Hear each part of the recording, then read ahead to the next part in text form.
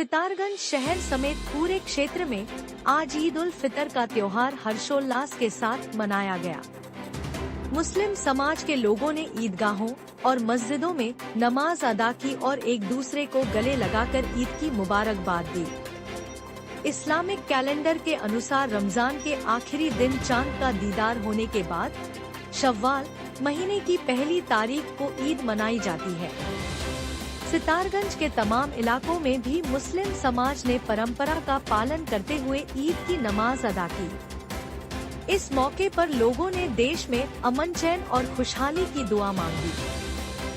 ईद की नमाज के बाद बच्चों से लेकर बुजुर्गों तक सभी के चेहरे खुशी से खिले नजर आए। जगह जगह सेवइयों और मिठाइयों के साथ ईद का जश्न मनाया गया।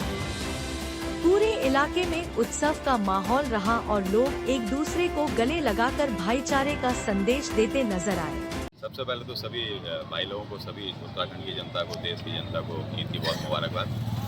हमारे सर्किल में आमतौर पे कई जगह नमाज अदा की जाती है और ऑलमोस्ट सभी जगह हो गई है, कुशलता के साथ में, सकुशलता के साथ में। हम लोग इस समय ईदगाह पे खड़े हुए हैं सितारगंज में, तो यहाँ भी नमाज हो गई है। प्रेम के साथ ईद के त्यौहार मनाया जा रहा है। सभी को शुभकामनाएं, देश में अमन चैन कायम रहे और सभी जनता जो खुशहाल रहे। आज ईद उल फितर का दिन था कि जैसा कि तमाम मसाजिद में ऐलान हो चुके थे और ये भी ऐलान था कि अब की सड़कों पर नमाज नहीं अदा की जाएगी, मगर हिंदुस्तान के मुसलमानों ने ये बता दिया इंशाअल्लाह ताला कि वाकई हम हिंदुस्तान में रहने वाले हैं, तो हिंदुस्तान के बाशिंदे हैं और हम अपने इस घर को कभी पामाल नहीं होने देंगे, कभी बर्बाद नहीं होने देंगे।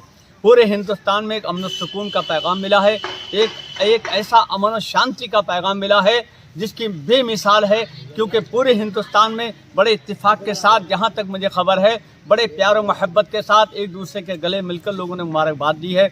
और इसके साथ साथ हमारे प्रशासन, सितारगंज क्षेत्र, हमारे एसडीएम साहब, तहसीलदार साहब और हमारे कोतवाल साहब और तमाम उसके बटालियन ने बहुत बड़ा यहाँ सितारगंज क्षेत्र में इंतज़ाम किया और तमाम मसाजिद पे उन्होंने मतलब लोगों को भेज के अपनी बटालियन को और बहुत बड़ी हिफाजत की है और बहुत बेहतर इंतज़ाम किया है। मैं सितारगंज प्रशासन का भी बहुत बड़ा शुक्रिया अदा करता हूं और उनको ईद की मुबारकबाद पेश करता हूं। और मैं तमाम हिंदुस्तान के जितने भी मुसलमान हैं उनसे ये अपील करता हूं कि जैसे आपने अब तक पूरे रमज़ान में सब्र के पैकर बनकर आपने सब्र का इम्तिहान दिया है, ऐसे ही आप इम्तिहान देते रहेंगे और अल्लाह पर साबिर रहेंगे। इन्नल्लाह मअस साबिरीन, अल्लाह सब्र करने वालों के साथ है। ये हिंदुस्तान हमारा है और हमसे हिंदू और मुसलमान हैं। हम अपने वतन अजीज को किसी हाल में बर्बाद नहीं होने देंगे। कुछ लोग हैं जो हमारे भारत हिंदुस्तान को बर्बाद करना चाहते हैं,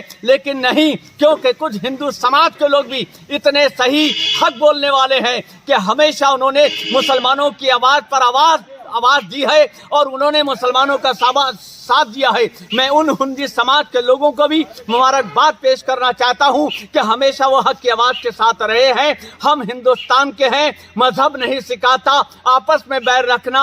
हम हिंदी हैं, हिंदी वतन है, ये हिंदुस्तान हमारा। इंशाअल्लाह ताला हम कल भी हिंदुस्तान को अपना वतन समझते थे, आज भी समझते हैं और हम मरने के बाद भी इसी मिट्टी में दफनाए जाएंगे। और वो गर्भात इस्लाम में मना है, आतंकवाद इस्लाम में बना है। हमारे कब्रिस्तान में भी आतंकवादी को जगह देने की हमारे नबी ने मना फरमाया है। इसलिए इस्लाम अमन सुकून का नाम है, इस्लाम अमन शांति का नाम है। और मुसलमानों से अपील करूंगा कि झगड़ा इस्लाम में नहीं है, फसाद इस्लाम में नहीं है और लड़ाइयाँ इस्लाम में नहीं है। इस्लाम अमन सुकून का पैगाम देता है। मैं तमाम लोगों को ईद की मुबारकबाद पेश करता हूँ। अस्सलामु अलैकुम व रहमतुल्लाहि व बरकातहू।